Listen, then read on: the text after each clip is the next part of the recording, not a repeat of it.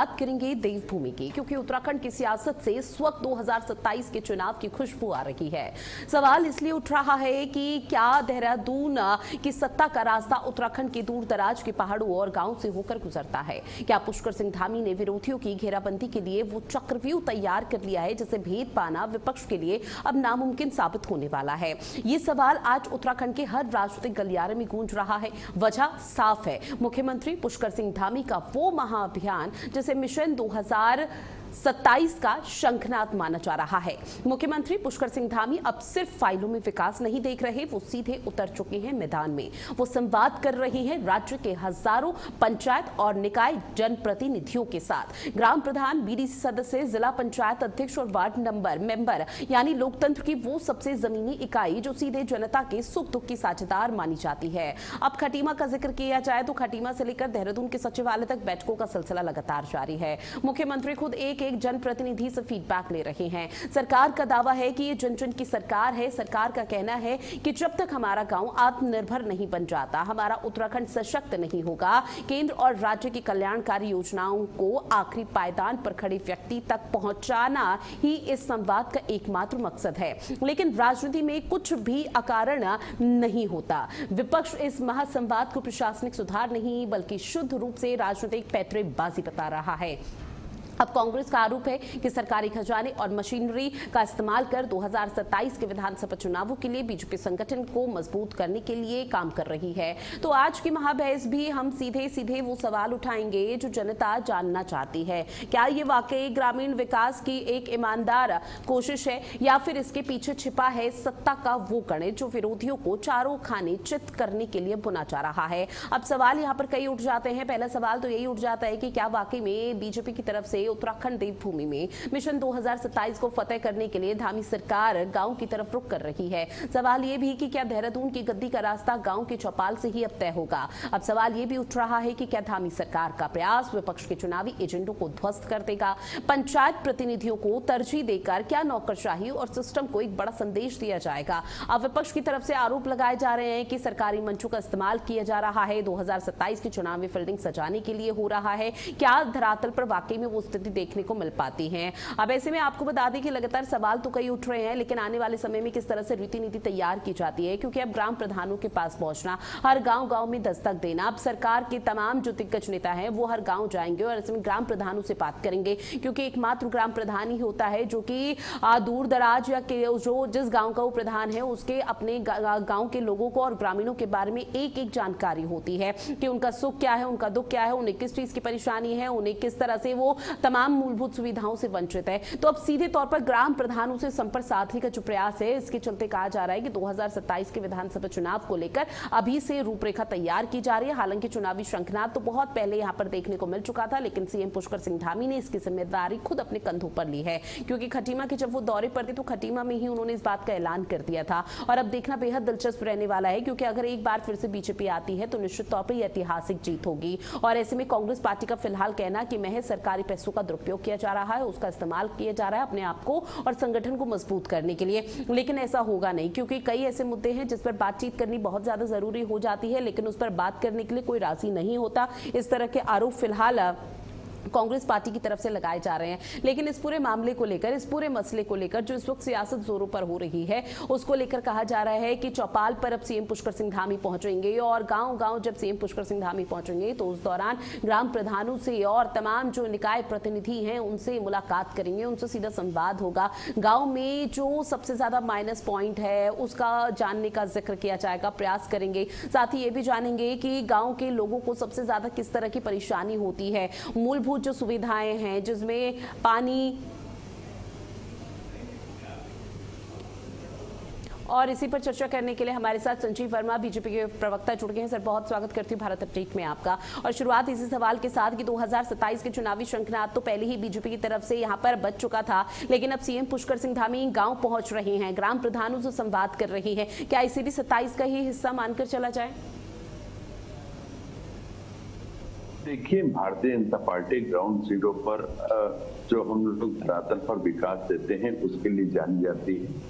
और भारतीय जनता पार्टी उसके लिए जानी जाती है। जो बोलते हैं वो करते हैं। हमारी करनी में किसी भी प्रकार का कभी भेद नहीं रहता। यही एक बड़ा कारण है कि जनता लगातार भारतीय जनता पार्टी के ऊपर विश्वास व्यक्त करती रही। हम पिछले 3 टर्म में जिस प्रकार से लोकसभा में पांचों की पांचों सीटें भारतीय जनता पार्टी के झोली में डालने का और अपना मत प्रदान करने का काम, भारतीय जनता पार्टी के पक्ष में मतदान करने का काम उत्तराखंड की जनता ने किया। हम चाहे विधानसभा की बात करें तो 2 टर्म से लगातार भारतीय जनता पार्टी की प्रचंड बहुमत की सरकार उत्तराखंड में विद्यमान है। और मैं सोचता हूँ 2027 में जो चुनाव होने जा रहा है उसमें भी भारतीय जनता पार्टी हैट्रिक लगाने वाली है। यह तभी संभव है जब हम जनता के दिलों में अपना एक विश्वास का वातावरण इख्तियार करते हैं, जब हम जनता की तमाम जो जनता की अपेक्षाएं, जन अपेक्षाएं, उसके ऊपर हमारी सरकार लगातार खरी उतरती है। जब अभी तो इलेक्शन बहुत नजदीक है जी। हमारे माननीय मुख्यमंत्री श्रीमान पुष्कर सिंह धामी जी जब से मुख्यमंत्री बने हैं तभी से, उस समय तो ऐसा भी नहीं था कि कल चुनाव होने वाले हम बात कर रहा हूँ पिछले 4 सालों की। तो लगातार जनता के साथ इंटरेक्शन बनाने का उन्होंने जिस प्रकार से अपना एक बेड़ा उठा के रखा, एक जनता के साथ लगातार इंटरेक्शन करते रहे और हर घर, हर विधानसभा तक उन्होंने जनता से डायरेक्ट इंटरेक्शन किया। वहाँ की जनता से उनके सुझाव आमंत्रित करते रहे। उनकी कोई ग्रीवेंसेस हैं, उनकी कोई परेशानियां हैं, उनकी कोई समस्याएं हैं, तो साथ ही जितनी भी अपनी टीम जागरूक अधिकारियों के इंस्टेंटली उनसे उन तमाम जन समस्याओं के निराकरण का, समाधान का वहीं पर ग्राउंड जीरो पर उन्होंने उसका निस्तारण करने का काम किया। लगातार जिस प्रकार से जनता का एक विश्वास और एक मैं सोचता हूँ जनादेश लगातार भारतीय जनता पार्टी के पक्ष में जिस तरह से बना है, और यही एक बड़ा कारण है कि हम 2027 में भी बहुत अच्छे से बोल सकते हैं कि भारतीय जनता पार्टी की सरकार तीसरी बार भी हैट्रिक बनाने जा रही है। फास्ट कनेक्टिविटी, हम रोड की बात करें, रेल की बात करें, एयर की बात करें, रोपवेज की बात करें, ब्रिजेस की बात करें, तो ये फास्ट कनेक्टिविटी देने का काम हमारी सरकार के द्वारा किया गया। ठीक है सर, माफी के साथ आपको मैं बीच में इंटरप्ट कर रही हूँ सर, क्योंकि देखिए कांग्रेस पार्टी इस वक्त उत्तराखंड देवभूमि में विपक्ष की भूमिका निभा रही है जी। उसके लिए काम हमारी सरकार के द्वारा किया गया। महिला सशक्तिकरण के लिए महिलाओं को रोजगार देने की दिशा में जिस प्रकार से हमारी सरकार ने लगातार काम किया, तमाम किसानों की जो समस्याएं हैं उनको दूर करने का काम हमारी सरकार के द्वारा किया गया। खिलाड़ियों को 4% तक आरक्षण देने का काम हमारी सरकार के द्वारा किया गया। और शिक्षा की बात करें, स्वास्थ्य की बात करें, इंफ्रास्ट्रक्चर की बात करें, उसको और ज्यादा मजबूत करने का काम हमारी सरकार के द्वारा किया गया। और लगातार जो सांस्कृतिक विरासत को संजोने की बात है, क्योंकि उत्तराखंड देवभूमि है और देवभूमि में जिस प्रकार से देवत्व को बनाए रखना वो भी हमारी एक जिम्मेदारी भी है। और उसके लिए भी हमारी सरकार ने लगातार जिस प्रकार से काम किया उससे जनता का विश्वास भारतीय जनता पार्टी के प्रति और ज्यादा प्रगाढ़ हो रहा है। ठीक है संजीव जी, निश्चित तौर पर सर आपने जिन तमाम चीजों का जिक्र किया उसके लिहाज से आप लोग कह रहे हैं कि आने वाले चुनाव में यानी कि 27 का जब चुनाव होगा तो उसमें पूर्ण बहुमत से एक बार फिर से आप लोग काबिज होंगे। लेकिन सर इस वक्त विपक्ष की तरफ से सवाल उठाए जा रहे हैं कि कई ऐसे मुद्दे हैं जिसको लेकर लगातार चीजें देखने को मिल पाई है कि वो प्रदेश हित में नहीं रही है। अब ऐसे में उन मुद्दों को लेकर आप लोग क्या कहेंगे, क्योंकि विपक्ष की भी रणनीति है कि वो आप लोगों को घेरेगा, और ऐसे में विपक्ष और कांग्रेस पार्टी का सीधे तौर पर यह कहना है कि बाहरी खूबसूरती तो आप लोग लोगों ने कर दी, लेकिन घर के अंदर क्या चल रहा है उसको लेकर आप लोगों का ध्यान नहीं है, जिसमें सबसे बड़ा मसला हो जाता है स्वास्थ्य सुविधा। आज हम आजाद हैं और देवभूमि में रह रहे हैं, जहां पर तमाम सुविधा और योजनाओं का आप जिक्र कर रहे हैं, लेकिन उसके बावजूद भी स्वास्थ्य सुविधाएं नीलबट्टा सन्नाटा है ग्रामीण इलाकों में और पहाड़ी इलाकों में। ऋतु जी, देखिए, आपने कांग्रेस पार्टी की बात करी, तो कांग्रेस पार्टी विपक्षी दल है, हमारा प्रमुख विपक्षी दल है, और अब वो सरकार की तारीफें तो करेगा नहीं, सरकार की जो उपलब्धियां हैं उसका बखान तो करेगा नहीं। उसने हर चीज में रोड़ा अटकाने का उसने काम करना। ठीक है सर, हमारे साथ खुद आशीष सैनी जी जो कि कांग्रेस के प्रवक्ता है वो जुड़ चुके हैं, साथ ही संजीव उनियाल जी भी हमारे साथ जुड़े हुए राजनीतिक विश्लेषक। चूंकि आप कह रहे हैं कि वो पॉलिटिकल पार्टी है, विपक्ष की भूमिका निभा रही है, इसलिए वो आप लोगों की तारीफ नहीं करेगा, लेकिन सर मैं खुद उत्तराखंड से बिलोंग करती हूँ और ऐसे में उत्तराखंड में स्वास्थ्य सुविधाएं यहाँ पर लचर हैं। निश्चित तौर पर इस चीज को लेकर राज्य सरकार को सोचना चाहिए, कम से कम इस तरह के मसलों पर राजनीति नहीं करनी चाहिए, क्योंकि जब कोई मरीज बीमार होता है तो उसको पास के सामुदायिक केंद्र में ले जाया जाता है, और अगर वहां पर इलाज नहीं हो रहा है, डॉक्टर की कमी है, तो सीधा देहरादून या फिर जौलीग्रांट के लिए रवाना कर दिया जाता है। तो सोचिए, मरीज अगर गंभीर स्थिति में होगा तो बीच में कोई भी बड़ा हादसा हो सकता है। लौटूंगी मैं इस पर, लौटूंगी आपके पास। संजीव उनियाल जी भी हमारे साथ जुड़े हुए हैं। संजीव उनियाल जी, चूंकि देखिए अब धामी सरकार कोशिश ये कर रही है कि ग्राम प्रधानों से सीधा संवाद हो सके, ताकि 2027 के लिए जो रूपरेखा है उसे तैयार की जा सके, क्योंकि ग्राम प्रधान एक रीढ़ होते हैं जहां उन्हें गांव की एक एक समस्या और गांव के सुख दुख के बारे में सब जानकारी होती है। तो क्या ये प्रयास 2027 के चुनाव के लिहाज से बेहतर है आपकी नजर में? देखिए, मुझे लगता है कि राजनीतिक विश्लेषक होने के नाते एक तो बात स्पष्ट नजर आती है कि जहां पर भी डबल इंजन की सरकारें हैं, वहां की प्रोग्रेस, वहां की डेवलपमेंट, वहां की प्रगति एकदम दिखाई देती है, उसका प्रकटीकरण नजर आता है। जब भी कोई राज्य, आप देखिए, सेंटर के साथ जुड़कर कोऑर्डिनेट कर कंधे से कंधा मिलाकर चल रहा होता है, तो उसका स्पष्टीकरण बहुत सारे स्टेट्स में नजर आता है। उसकी डेवलपमेंट नजर आती है और उसका ग्राफ जो है डेवलपमेंट का वो भी नजर आता है। और अगर हम धामी सरकार पर आते हैं तो धामी जी ने कम आयु की, आपने देखा कि जब 6 या 7 महीने पिछले जो टेन्योर के रह गए थे, तो इनको जो है वो वहां की सल्तनत उनके कंधे पर जो है भार दिया गया था उत्तराखंड का, उनको बखूबी उन्होंने निभाया। और आप देखिए कि उन्होंने अपनी गति जो थी, मुझे लगता है कि उनकी गति बहुत थी, वो बहुत ऊर्जावान व्यक्ति हैं, उस गति के साथ अपने स्टेट की गति को भी डेवलपमेंट में बढ़ाया। उसके कई सारे कारण मैं आपको दिखा सकता हूं जो राष्ट्रीय खेलों के रूप में नजर आए। पहाड़ जैसी, क्योंकि मैं भी अपने आपने ऐसा पैनल बिठाया, शायद मैं अपने आप उत्तराखंड से बिलोंग करता हूं, जबकि मैं दिल्ली में रहता हूं, पर अपने गाँव में मेरा आना जाना साल में 3 या 4 बार रहता है। तो आपने, जहां तक मुझे अपने सबसे पहला जो प्रश्न मिस भंडारी आपने उठाया कि वहां की जो स्वास्थ्य संबंधी जो परेशानियां हैं, पर मुझे इसका बिल्कुल ही दूसरा स्वरूप नजर आया। मैं आपको बताता हूं कि मेरे चाचा जी 92 इयर्स ओल्ड के, और मेरा गांव जो है बिल्कुल इंटीरियर्स में उत्तराखंड के पौड़ी शहर से कम 5 या 6 किलोमीटर नीचे है। वहां सड़क नहीं बनी थी पिछले 40-42 सालों से, अभी 4 साल पहले वहां सड़क का निर्माण हुआ है। और मेरे चाचा जी बहुत अस्वस्थ थे, 92 इयर्स के थे। उनको जब पौड़ी के MS ने, मेडिकल सुप्रिंटेंडेंट में सरकारी उसकी बात करो, कमिश्नर है, जब उनको रेफर किया नीचे बेस हॉस्पिटल में, तो 12 दिन बेस हॉस्पिटल में रहे, 12 दिन फ्री इलाज हुआ उनका, यहाँ तक कि उनका एक टेस्ट फ्री हुआ।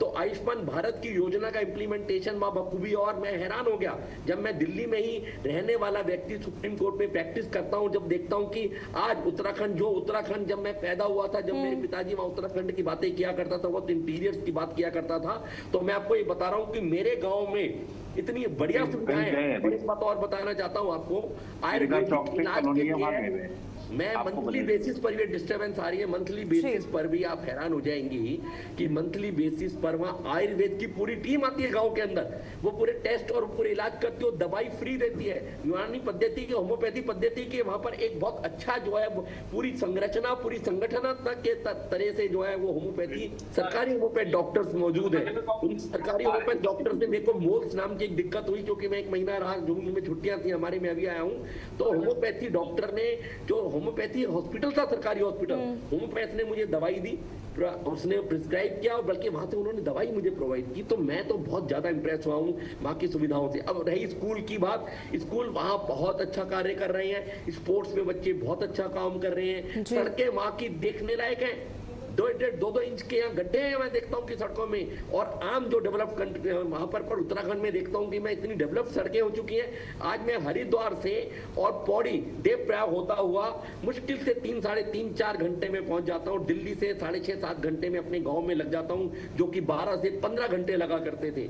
तो मुझे लगता है कि आज वो नजर स्वरूप आता है। अगर मैं उसको कंपेयर करता हूँ पिछले 10-12-15 साल से करता हूँ तो हतप्रभ रह जाता हूँ, क्या ये वही उत्तराखंड है? और पढ़ाई एजुकेशनली मेरे गांव की जो लड़कियां हैं, मेरे गांव की जो भतीजी है, मेरे गांव की जो बच्चियां हैं, मेरी पोती जो है वो भी अब मेरे रिलेशन में पोती लगती हैं, वो आप 2nd ईयर 3rd ईयर और यहाँ तक कि MA की स्टडीज के लिए जो है उनको आसपास के हॉस्पिटल्स में, आसपास के जो है वो एजुकेशनल इंस्टीट्यूट में जाने के लिए बहुत सारी सुविधाएं हो गई हैं। तो ओवरऑल अगर मैं देखता हूँ तो आज उत्तराखंड बहुत अच्छी शेप में है, और इसी गति से बढ़ता रहा तो वो दिन दूर नहीं है। मुझे लगता है मैंने आपको सिर्फ रूट लेवल की बात की, बड़ी बड़ी बातें और योजनाओं की बातें हो सकता है कि नेता आपको बता रहे हो, पर रूट लेवल पे क्या हुआ राजनीतिक विश्लेषक के नाते मैंने आपके लाखों करोड़ों दर्शकों तक पहुंचाने की कोशिश की। निश्चित तौर पर देखिए, सरकार का सीधे तौर पर लक्ष्य सर यही है कि 2047 के विकसित भारत में उत्तराखंड का भी नाम हो और एक बहुत बड़ी और बेहतर भूमिका रहे, और शायद उसी लिहाज से, और निश्चित तौर पर इसमें कोई दो राह ही नहीं कि पहले का उत्तराखंड कुछ और था और आज की तारीख में जब उत्तराखंड को हम देखते हैं तो वो पूरी तरह से स्वरूप बदला हुआ है। हमारे साथ कांग्रेस के प्रवक्ता आशीष जी भी जुड़े हुए हैं। आशीष जी, बहुत स्वागत करती हूँ भारत अपडेट में आपका। सर, चूंकि देखिए अब धामी सरकार की तरफ से तो कोशिश की जा रही है कि ग्राम प्रधानों से सीधा संवाद किया जा सके, जिस चीज का मैं बार बार जिक्र कर रही हूँ, जहां पर ग्राम प्रधानों को एक एक बारीकी और ग्रामीणों की नब्ज पता होती है कि किस तरह की परेशानी से वो जूझ रहे हैं, कौन से उनके मूलभूत सुविधा जो वंचित वो रह रहे हैं वो सरकार की तरफ से दी जा सकती है। ऐसी तमाम चीजें हैं 2027 के लिए तैयारी। लेकिन विपक्ष ये कह रहा है कि सरकारी का जो सरकार की तरफ से जो यहाँ पर चीजें की जा रही है, वो जो सुविधा उनको दी जा रही है उसका गलत तरीके से दुरुपयोग किया जा रहा है। अपने संगठन को मजबूत करने के लिए चीजों को बेहतर करने की कोशिश की जा रही है, लेकिन इसका ज्यादा टाइम तक चलेगा नहीं, क्योंकि कई मुद्दे हैं जिसको लेकर सरकार बैकफुट पर है। देखिए, सरकार प्रत्येक मुद्दे पर बैकफुट पर है।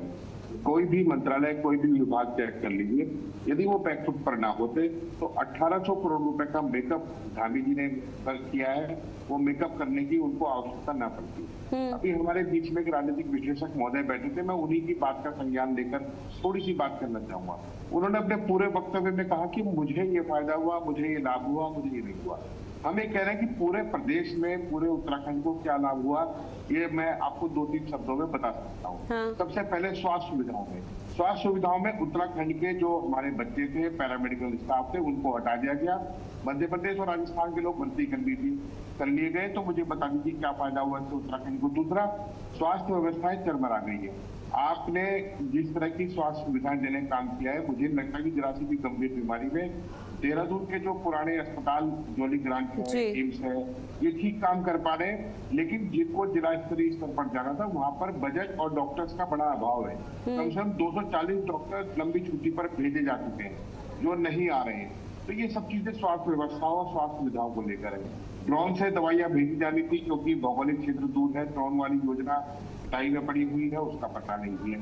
लेकिन जो मैं कह रहा हूँ ना, 1800 करोड़ के मेकअप पे कौन कौन लोग आते हैं, उसमें जो हमारे मित्र हैं जो यहाँ बैठे हैं राजनीतिक विशेषज्ञ के रूप में, बुरा ना माने। आप दिल्ली में रहते हैं और उत्तराखंड की बात करते हैं तो अच्छी बात लगती है, क्योंकि आप दिल्ली से आते हैं। लेकिन जो उत्तराखंड के लोग हैं उस पर देखिए, उत्तराखंड में अभी एक पुल टूट गया। पुल टूटने के बाद पुल मात्र 16 दिन में टूटा और उसमें गड्ढा हो गया, तो मुख्यमंत्री जी ने तुरंत अपने ठेकेदार भेजकर वहां उनको पुल में गड्ढा भर दिया। और बीजेपी के लोगों ने ऐसा कहा कि ये मास्टर स्ट्रोक है, ऐसा धुरंधर आदमी हो नहीं सकता जो 3 घंटे में गड्ढा भर दे। ठीक वहीं देहरादून के दूसरी तरफ जब हरिद्वार रोड पर जाते हैं तो लाल टप्पड़ का एक पुल टूटा हुआ है। पिछले 1 वर्ष से आज तक उसका आता पता नहीं है कि कौन उसको बनाएगा, कौन सा विभाग उसको देख रहा है, कहाँ नहीं है। यानी ये सरकार केवल दिखावे के लिए। दूसरा, रोजगार पे 86,000 पद इस समय जब हम बात कर रहे हैं तो खाली पड़े हैं, उनकी भर्ती की ही नहीं जा रही है। और अगर भर्ती करने का प्रयास करेंगे तो पेपर लीक हो जाएगा और उन भर्तियों को हाकम सिंह जैसे लोग चौराहे पर बेचने का काम करेंगे। आपने सीबीआई जांच संख्या 1 पेपर लीक के मामले में, सीबीआई जांच संख्या 2 महिला सुरक्षा से जुड़ा सबसे गंभीर मुद्दा अंकिता भंडारी में थी। कहाँ है वो अंकिता भंडारी की जांच और कहाँ है वो की जांच? सीबीआई का दफ्तर सूना पड़ा है, खाली पड़ा है। और पता नहीं दिल्ली में बैठे हुए लोगों को या भाजपा दफ्तर में बैठे हुए लोगों को कहाँ से ये गुलाबी मौसम दिखाई देता है। उत्तराखंड की तबाही के लिए यही लोग जिम्मेदार हैं, जो केवल मुख्यमंत्री की जो खुशी के लिए मुख्यमंत्री के गुणगान करने में, स्तुतिगान करने में लगे हुए हैं। मुख्यमंत्री जी ने एक बात और कही थी, उन्होंने बहुत सारे बढ़िया फैंसी ड्रेस कंपटीशन किया, सुंदर सुंदर कपड़े, मुख्यमंत्री जी खुद भी बहुत सुंदर है, और वो पहन के उन्होंने कहा मैं 3 लाख करोड़ रुपए का इन्वेस्टमेंट लाऊंगा। 3 लाख करोड़ में से 67% जो बजट दिखाया गया, 1 लाख करोड़ का दिखाया इन्वेस्टमेंट, उसमें से 67% जो बजट है वो सरकारी प्रोजेक्टों को दिखा दिया गया। उसके बाद चक्की, पान की दुकान, साइकिल पंचर की दुकान, छोटा सा कैफे, वो सब जबरदस्ती रजिस्टर करके दिखा दिए गए। 3 लाख करोड़ रुपए के निवेश का ये पता नहीं कहाँ पे। इन्होंने एक और काम किया था, इन्होंने कहा था कि पलायन रिवर्स करेंगे और बाहर के लोगों को यहाँ लाने का काम करेंगे, जो उत्तराखंड के मूल निवासी है और किसी समय कारोबार और काम के लिए चले गए, आज हम उनको लाकर उनका उपयोग करेंगे। जो लोग वास्तव में रिटायर होकर वापस आ गए, उनके नाम पर्चियों में लिखकर इन्होंने पलायन आयोग को सौंप दिए। ठीक है सर, भले ही जो पलायन कर चुके लोग हैं वो वापस उत्तराखंड देवभूमि में अपने घर वापस ना आए हों, लेकिन कहीं ना कहीं जो पलायन का रेशो है वो पहले से बहुत ज्यादा कम हुआ है। आप लोग पलायन ना करके खुद आत्मनिर्भर और सशक्त बन रहे हैं और खेती बाड़ी पर फोकस कर रहे हैं। ठीक है, बहरहाल चूंकि मेरे पास समय की कमी है, मैं इस डिबेट को, इस चर्चा को आगे नहीं बढ़ा सकती। आप सभी मेहमान जुड़े, इस महत्वपूर्ण विषय पर चर्चा की, उसके लिए आप सभी का बहुत शुक्रिया। और खास पेशकश में इतना ही। देश और दुनिया की बड़ी खबरों के लिए आप बने रहिएगा भारत अपडेट के साथ। नमस्कार।